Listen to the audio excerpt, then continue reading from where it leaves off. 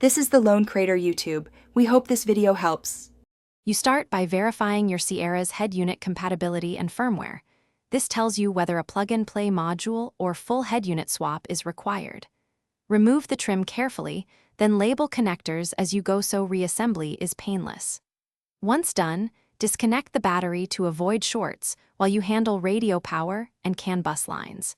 You're preparing the workspace and parts now because a clean, organized start prevents snagging later and saves an hour or more during installation.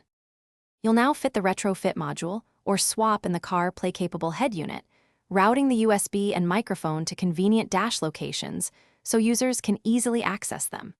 Make the CAN bus and steering control connections per the kit's wiring diagram. Correct wiring preserves vehicle features like volume buttons and phone mute.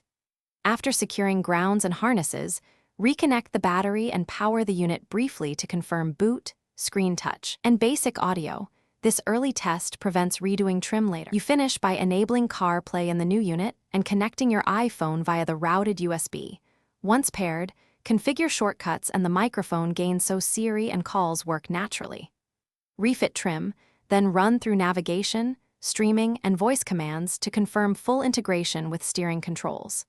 If anything fails, check the USB data pins first, then the relevant fuse and CAN bus continuity.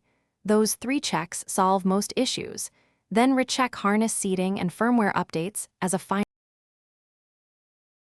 Thanks for watching. Consider subscribing if we helped you.